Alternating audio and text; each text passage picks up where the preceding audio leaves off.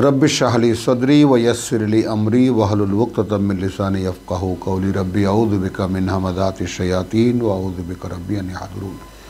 बिस्मिल्लाहिर रहमानिर रहीम। सूरा मुहम्मद আমরা আগের কিস্তির সঙ্গে জুড়ে দিতে পারতাম এই একটি কথা, এখানেও সেই একই হাওয়া আহম আছে। তবু যেখানে একটা আমরা একটু বিরতি নিলাম এই কারণে যে জান্নাতের একটা বর্ণনা এখানে আছে, যেরকম এই কোরআনের আর কোথাও এরকম নাই, ঠিক এইখানে গুচ্ছবদ্ধভাবে যেভাবে আছে। তো সেটা আমি আপনাদের সামনে রাখতে চাই। মাসালুল জান্নাহ মানে অর্থাৎ যারা নিজেদের খেয়াল খুশি মতো চলবে না, আগের কিস্তিতে যেটার সাবজেক্ট ছিল চলবে আল্লাহর বাইয়ানা অনুযায়ী, যেভাবে আল্লাহ রসুলের মাধ্যমে আমাদেরকে দেখিয়েছেন। সূরাতুল বাইয়ানা পড়লে আপনারা এই বাইয়ানার আসল বাস্তবতা বুঝতে পারবেন। রাসূলুন মিনাল্লাহি ইয়াতলু সুহুফা মুতাহহারা ফিহা কুতুবুন ফিহা কুতুবুন কাইয়্যিমা। তো সূরা বাইয়ানা দেখলে আপনারা বুঝতে পারবেন বাইয়ানা মানে কি। তো মাসালুল জান্নাহ আল্লাতী ওয়াইদাল মুত্তাকুন যালিকাল কিতাব লা রাইবা ফিহি হুদাল লিল মুত্তাকিন।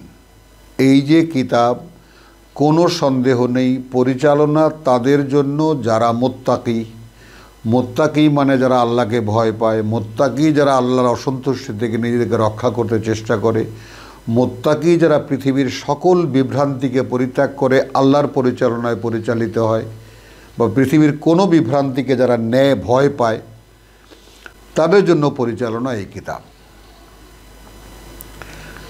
তাহলে সেই কিতাব অনুযায়ী যারা চলবে বা কিতাব অনুযায়ী যারা কিতাবের বাস্তবায়নকারী হবে আমার রসুলের মতো, তাদের জন্য ওয়াদা করা হয়েছে যে জান্নাতের, সেই জান্নাতের একটি বর্ণনা।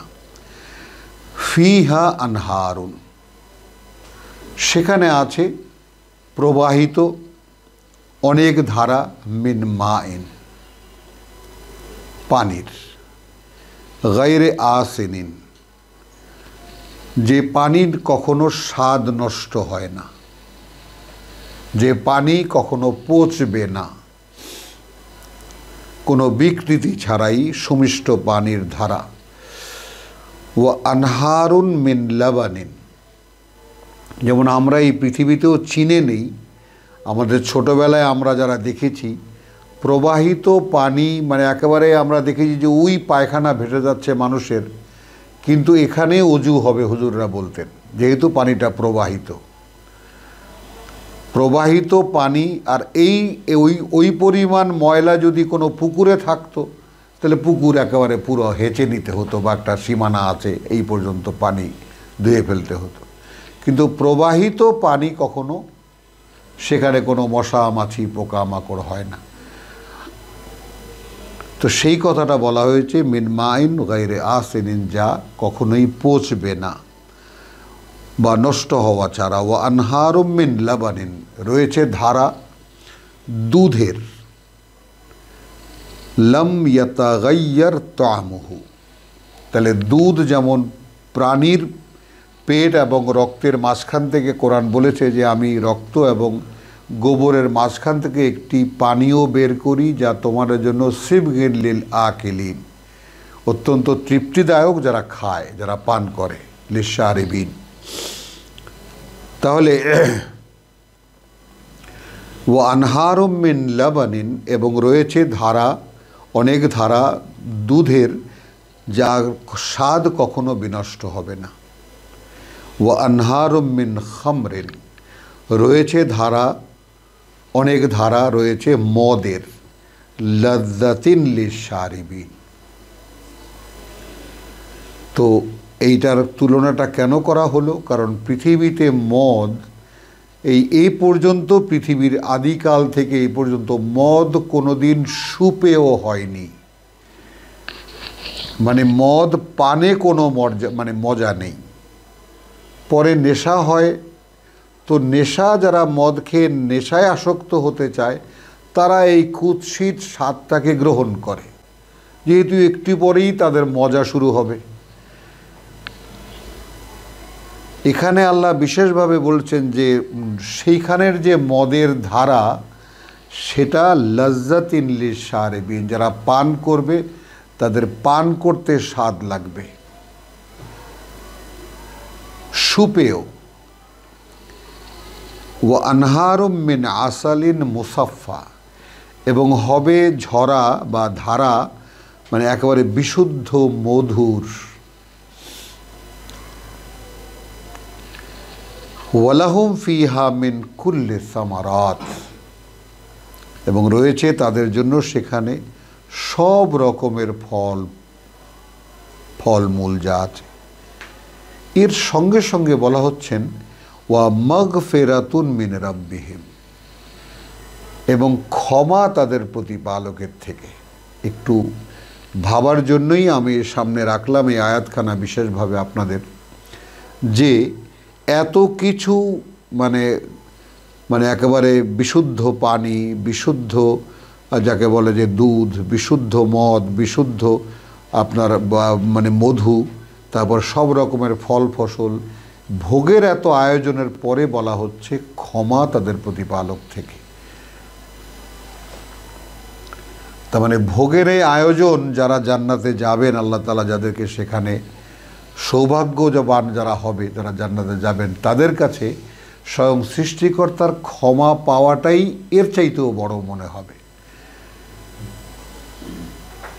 এত আয়োজন কিছুই মনে হবে না, তুচ্ছ মনে হবে যে সৃষ্টিকর্তা তাদেরকে ক্ষমা করেছেন।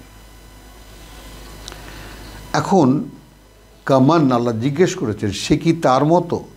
হুয়া খালিদুন ফিন্নার, যে থাকবে অনন্তকাল আগুনে।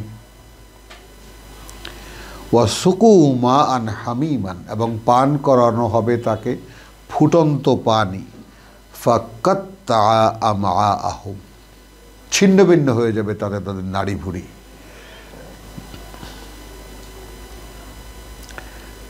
তাহলে একদিকে যারা ভোগের এই একেবারে এত আয়োজনের মধ্যে যারা থাকবে, তাদের মানে সবচেয়ে বড় প্রাপ্তি তাদের কাছে তাদের প্রতিপালকের ক্ষমা। আর যারা এই ক্ষমা পাবে না, থাকবে অনন্তকাল আগুনে, এবং পান করানো হবে তাদেরকে ফুটন্ত পানি, যা নাড়ি ভুড়িকে ছিন্ন ভিন্ন করে দেবে। ওয়ামিনহুম, তবুও এই যারা তোমার আশেপাশে আছে তাদের মধ্যে থেকে আছে মান ইয়াস্তামিউ ইলাইকা। রাসূল সাল্লাল্লাহু আলাইহি সাল্লামকে আল্লাহ বলছেন, এই দেখবেন এই 15 নম্বর আয়াতে সূরা মুহাম্মদ মাঝখানে জান্নাতের এই বর্ণনা, এবং বলে দিলেন ক্ষমা, আর একদিকে অনন্তকাল যারা আগুনে থাকবে। তো এর আগে তো আমরা 14 পর্যন্ত আয়াত আমরা আগের কিস্তিতে যেটা বলেছি আমরা পড়েছি। এখন ওয়ামিনহুম মান ইয়াস্তামিউ ইলাইকা, এদের মধ্যে কিছু লোক আছে যারা খুব মনোযোগ দিয়ে শোনে তোমার প্রতি। ভাববেন, যারা খুব মনোযোগ দিয়ে শোনে তোমার প্রতি। হাত্তা ইদা খারাজু, তারপর যখন বেরিয়ে যায়, মিন ইনদিকা, তোমার কাছ থেকে, ক্বালু লিল্লাযীনা উতুল ইলম, মনে করুন একদল লোক এসেছে, তারা খুব মনোযোগ দিয়ে রাসূল সাল্লাল্লাহু আলাইহি সাল্লামের কাছ থেকে আল্লাহর আয়াত শুনেছে, শুনে এখন যারা বেরিয়ে যাচ্ছে, আল্লাহ বলছেন একদল লোক এমনও আছে। তো তারা যখন বেরিয়ে যাচ্ছে তখন জিজ্ঞেস করতেছে তাদের কাছে যাদেরকে আল্লাহর পক্ষ থেকে জ্ঞান দেওয়া হয়েছে। লক্ষ্য করুন ব্যাপারটা, উতুল ইলম। তাহলে আল্লাহর ওহী আসে মুহাম্মদ রাসূলুল্লাহ সাল্লাল্লাহু আলাইহি সাল্লামের কাছে, তিনি সে ওহী জনগণকে পড়ে শোনান। তাহলে সেখানে আবার দেখা যায় এমন লোকেরাও আসে যারা দৃশ্যত দেখতে মনে হয় যেন খুব মনোযোগ দিয়ে শুনছে। তাহলে এইখানে আমরা যেটা বলি, সচরাচর বলি, আমরা যারা এই কিতাব পাঠ করি এবং চর্চা করি, যে কোরআন এখনও ওহী নির্ভর। আপনি পড়বেন, মুখস্থ করে ফেলতে পারবেন, কিন্তু আপনি হাফেজদের কাছে জিজ্ঞেস করে দেখবেন একটা শব্দেরও তারা কোনো মানে জানে না। এই কোরআনের মানে কি তারা মুখস্থ গড়গড় করে বিড়বিড় করে বলতে পারে, তারা এই পর্যন্তই। তাহলে ওয়ামিনহুম মান ইয়াসতামিউ ইলাইকা, তোমার প্রতি খুব মনোযোগ দিয়ে শোনে এরকম লোক আছে। হাত্তা ইদা খারাজু মিন ইনদিকা, এরাই যখন বেরিয়ে যায় তোমার কাছ থেকে, বেরিয়াত ক্বালু লিল্লাযিনা উতুল ইলম, তখন বলে তাদেরকে যাদেরকে জ্ঞান দেওয়া হয়েছে। অর্থাৎ রাসূল সাল্লাল্লাহু আলাইহি সাল্লাম পড়ে শুনিয়েছেন, তাতে যারা জ্ঞান পেয়েছে, এই জ্ঞান কি দিয়েছে? আল্লাহ। তাই বলা হচ্ছে উতুল ইলম। মাযা ক্বালা আনিফান, তো এখন এরাও ছিল এই মজলিসে, তো বেরিয়ে বলছে ভাই কি যেন বললেন উনি এখন। ভাবুন, শুনেছে খুব মনোযোগ দিয়ে। আর আল্লাহর যে মেকানিজম, যে এটা আল্লাহ তো অন্য জায়গায় বলেছেন, আমি সেই জায়গায় এখন গেলাম না, যে ওদের মাঝখানে একটা অদৃশ্য পর্দা, তাই না, ওদের কানে একটা বধিরতা, ওদের অন্তরের উপরে টুপি পরিয়ে দিয়ে যেন শুনলেও বুঝতে না পারে।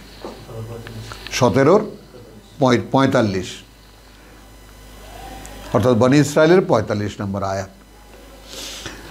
ওয়ামিনহুম মান ইয়াসতামিউ ইলাইকা হাত্তা ইযা খারাজু মিন ইনদিকা, এরা যখন তোমার কাছ থেকে বেরিয়ে যায়, ক্বালু লিল্লাযিনা উতুল ইলম, তারা বলে তাদেরকে যাদেরকে জ্ঞান দেওয়া হয়েছে, মাযা ক্বালা আনিফান, উনি এইমাত্র কি কি বললেন জানো? উলাইকা, এইরকম যারা, আল্লাযিনা তাবা আল্লাহু আলা কুলুবিহিম, আল্লাহ মোহর করে দিয়েছেন তাদের অন্তরের উপরে, ওয়াত্তাবাউ আহওয়াআহুম, মাআযাল্লাহ, কারণ এরা চলে এদের খেয়াল খুশি অনুযায়ী। তো যারা তাদের খেয়াল খুশি অনুযায়ী চলে, তারা আল্লাহর কিতাব শুনতে গেলে তাদেরকে আল্লাহ শুনতে দেবেন না।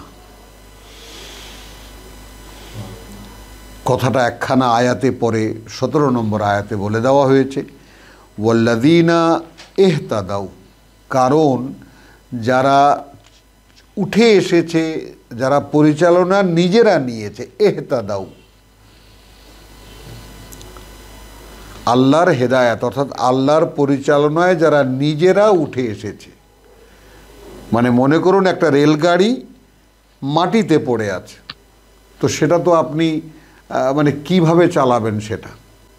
আর একটা রেলগাড়ি বা একটা রেলের বগি বা একটা ইঞ্জিন, সেটা রেল লাইনের উপরে আছে। তো এখন আপনি যদি আল্লাহর পথে চলতে চান, তাহলে তার বাস্তবতা এই যে আপনাকে নিজেকে এর উপরে উঠে আসতে হবে, ব্যাস আপনার কাজ এতটুকু। তার মানে আপনাকে গ্রহণ করতে হবে যে আপনি পরিচালনা হিসেবে, আপনার জীবন নীতি হিসেবে কোরআনকে গ্রহণ করেছেন। তাহলে কি হবে? জাদাতহুম হুদান, তাহলে বাড়িয়ে দেবেন আল্লাহ তার পরিচালনা। আল্লাযীনা ইহতাদাউ, আগের আয়াতে কি দেখেছি? এই যারা এইরকম, যে উনি যেন কি বললেন, অর্থাৎ এত মনোযোগ দিয়ে শুনেও তার তলায় কিছু পড়েনি।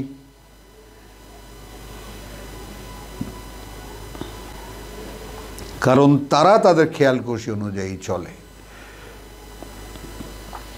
আর যারা ইহতাদাউ অর্থাৎ উতুল ইলম, তো যারা এই লাইনে উঠে এসেছে, অর্থাৎ আপনার কাজটা এতটুকুই যে আপনি প্রথমেই আপনি যে আমানু মানে আমান্না বিল্লাহি ওয়া মা উনজিলা ইলাইনা, বিশ্বাস এনেছি আমরা আল্লাহতে এবং তাতে যা নাজিল করা হয়েছে আমাদের প্রতি। পরিষ্কার, আমরা যারা কোরআন পড়ি, আপনিও পড়ে দেখবেন একই কথা আপনি জানতে পারবেন এই কোরআন থেকে। তাহলে ওয়াল্লাযীনা ইহতাদাউ জাদাহুম হুদান, বাড়িয়ে দেবেন তিনি তাদের পরিচালনা। ওয়া আতাহুম তাকওয়াহুম, সুবহানাল্লাহ বিহামদিহি সুবহানাল্লাহিল আযীম, এবং তিনি তাদেরকে দেবেন তাদের তাকওয়া। তাহলে তাকওয়া একটা বরাদ্দ, তাকওয়া একটা ক্ষমতা। এইটা সূরা মায়েদার আয়াত 93-তে, তাই না? আল্লাযীনা ইত্তাকাও, আমরা শুধু রেফারেন্সটা দিয়ে দেব আপনাদের দেখার জন্য, যে এইখানে আপনারা যদি দেখেন তাহলে বুঝতে পারবেন যে বিষয়টার বাস্তবতা আসলে কি। ইন্নালিল্লাহ, না মায়েদা না,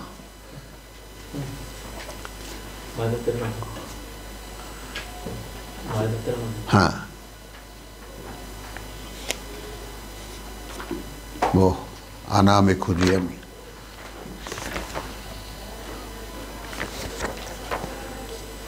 তো মায়েদার 93-তে যেটা আছে, লাইসা আলা আল্লাযীনা আমানু আমিলুস সালিহাত জুনাহুন,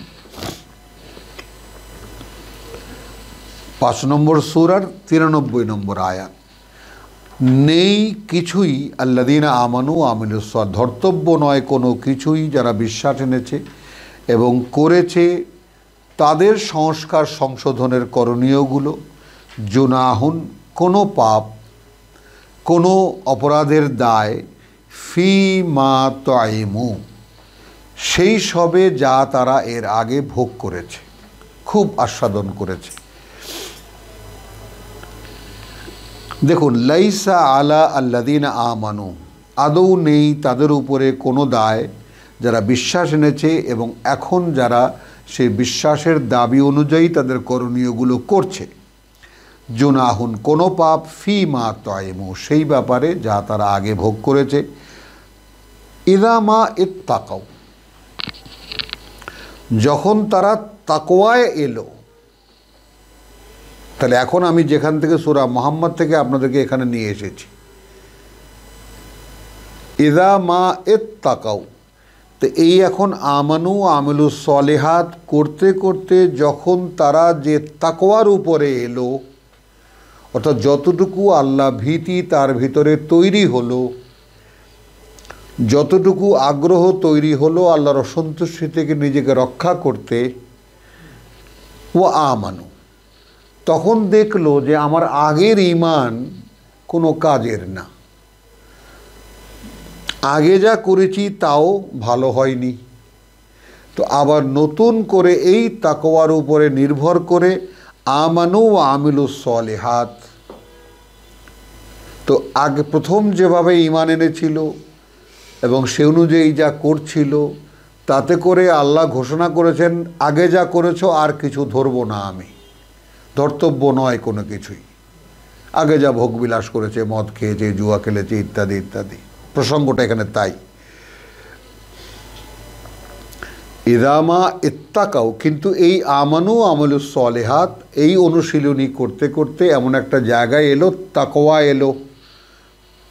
ইযা মা ইত্তাকাও, তখন যখন তারা তাকওয়ায় অর্থাৎ প্রকৃত বাস্তবতা যখন তারা বুঝতে পারল, তখন কি হলো, ওয়া আমানু আমিলুস সালিহাত, আবার নতুন করে বিশ্বাস আনলো এবং আবার নতুন করে নিজেকে সংস্কার সংশোধনের করণীয়গুলো করতে লাগলো। সুম্মা ইত্তাকাও, এবার আবার তাদের মধ্যে তাকওয়া এলো। ভাবুন, তাহলে দ্বিতীয়বারের প্রথম ঈমানের এবং আমলুস সালিহাতের পেছনে তাকওয়া ছিল না, যেমন আজকের মুসলমানদের নেই। যেমন আমি একটা কথা বলি, এটা নির্ণয়ের পরে বলি, কোনো আখ্যা দেওয়া নয় বা কাউকে কিছু বলার উদ্দেশ্যে নয়, যে বাঙালি মুসলমান কেন, সারা পাক ভারত উপমহাদেশের মুসলমানরা ধর্মভীরু, আল্লাহ ভীরু না। এইটার মধ্যে পার্থক্য আকাশ আর পাতালের। ধর্মভীরু, যেমন হিন্দুরা ধর্মভীরু, বহু লোক আছে ধর্মভীরু, কি কঠিন কঠিন জিনিসগুলো তারা পালন করে চিন্তাই করা যায় না। তো ওই রকম ধর্মভীরু আমাদের মানুষেরা, কিন্তু আল্লাহ ভীরু নয়, আল্লাহকে চেনেই না। আছে একজন, হিন্দুরাও যেমন বলে এক উপরওয়ালা হ্যায়, ইংরেজরাও যেমন ও গড ডাকে, সবারই একজন আছে আল্লাহ। ওই আমরাও, আমাদেরও সেরকম আছে একজন উপরওয়ালা আছে, ভাই সে দেখতেছে সব, বাস। কিন্তু আল্লাহকে সঙ্গে ভাবা, আল্লাহকে একদম উপস্থিত ভাবা, এই চেতনা আমাদের নেই। তো সেইটা আসে তাকওয়ার থেকে। বিশ্বাস এনেছি, সে অনুযায়ী কাজ করছি, নিজেকে সংস্কার সংশোধনের কাজ করছি, এই করতে করতে এক সময় তাকওয়া আসবে, অর্থাৎ আল্লাহ ভীতি তৈরি হবে। তো যদি আল্লাহ ভীতি তৈরি হয় তাহলে দেখব যে আমি আগে যে বিশ্বাস ছিল এবং কাজ করছি কিছুই হয়নি, নতুন করে আবার বিশ্বাস আনবো, আবার কাজ শুরু করব। তাই দ্বিতীয়বার বিশ্বাস এবং ওই তাকওয়ার উপরে বিশ্বাস এবং মানে তোমার এবং করণীয়গুলো সেইভাবে আত্মশোধনের করণীয়গুলো করলে কি হবে, আবার সুম্মায়ে তাকাও, আর এক ধাপ অগ্রগতি হবে তার তাকওয়ার ক্ষেত্রে। সুম্মা আমানু, আবার নতুন করে বিশ্বাস আনবে। ভাবুন, তার মানে এবার আর আমলুস সলিহাত লাগবে না, কারণ এতক্ষণে মানে অ্যাকশানে সে পারফেক্ট হয়ে গেছে। মানে আমলুস সলিহাত, নিজেকে সংশোধন আত্মশোধনের করণীয়গুলো তার মধ্যে পারফেক্ট হয়ে গেছে, বসে গেছে, অভ্যাসে পরিণত হয়ে গেছে। সুম্মা তাকাও ছিল শুধু মানে ঘাটতি ছিল তাকওয়ায়, আল্লাহ ভীতিতে। ওয়া আহসানু, এবং তারা সর্বোত্তম পর্যায়ে, একেবারে বিশ্বাসের সর্বোচ্চ পর্যায়ে তারা আরোহণ করেছে। ওয়াল্লাহু ইউহিব্বুল মুহসিনিন, এবং আল্লাহ এই কর্তব্য পরায়ণদেরকে ভালোবাসেন। তো তাকওয়ার এই যে ব্যাপারটা, 3 বারের তাকওয়া, এটা আমি আপনাদেরকে দেখাতে আনলাম এই কারণে যে তাকওয়া হাইড্রোলিক গিয়ারের মতো। হ্যাঁ, আপনি জ্যাকে, বড় বড় গাড়ি বা বড় বড় ভারী জিনিস আপনি সেই চাকায় জ্যাকে একটু চাপ দেবে না, টনকে টন জিনিস উপরে তুলে ফেলবে। তো সেই তাকওয়া আল্লাহর কাছে, আল্লাযীনা ইহতাদাউ, আপনি নিজেকে সেই পরিচালনায় নিয়ে এলে পরিচালনা আপনাকে বাড়িয়ে দেওয়া হবে। এবং আতাহুম তাকওয়াহুম, এটা সূরা মুহাম্মাদের ঘোষণা, তাই না?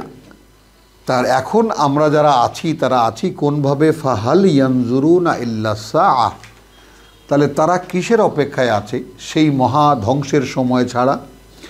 আনতা আতিয়াহুম বাগতাতান, সেটা হঠাৎ করে এসে যাবে তাদের উপরে। ফাকাদ জাআ আশরাতুহা, ১৫০০ বছর আগে বলা হয়েছে। তার মানে এখনো মানুষ কিসের অপেক্ষা করছে? এখনো পথে আসছে না, কোরআন মেনে নিচ্ছে না, কেন? তারা কি ধ্বংসের অপেক্ষা করছে? তো তার আশরাত, তার চিহ্নগুলো তো চারিদিকে ছড়িয়ে এসেছে। ফাআন্না লাহুম ইযা জাআতহুম যিকরাহুম, তখন কি কাজে আসবে তাদের যদি সেটা চলেই আসে, ধ্বংস যদি চলেই আসে, তখন তাদের মনে হয় যে আহারে কি করলাম, সময় মতো যদি করতাম তখন কি লাভ হবে। ফাআলাম, তুমি জানো, আন্নাহু লা ইলাহা ইল্লাহু, আন্নাহু লা ইলাহা ইল্লা আল্লাহ, তুমি জেনে রাখো যে নেই কোনো মান্য আল্লাহ ছাড়া। ওয়াস্তাগফির লিযামবিকা, এবং ক্ষমা প্রার্থনা করো তোমার যাবতীয় অপরাধের জন্য। ওয়ালিল মুমিনিনা ওয়াল মুমিনাত, এবং বিশ্বাসী পুরুষ এবং বিশ্বাসী নারীদের জন্য। ওয়াল্লাহু ইয়ালামু মুতাকাল্লিবাকুম ওয়া মাসওয়াকুম, আল্লাহ তোমাদের মুতাকাল্লিবাকুম, তোমাদের যাকে বলে যে তোমাদের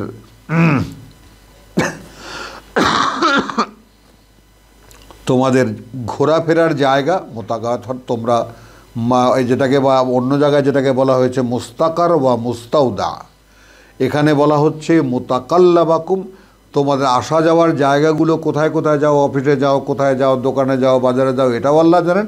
ওয়া মাসওয়াকুম, এবং ঠিকানাও জানেন, কোন ঠিকানায় তোমরা থাকো।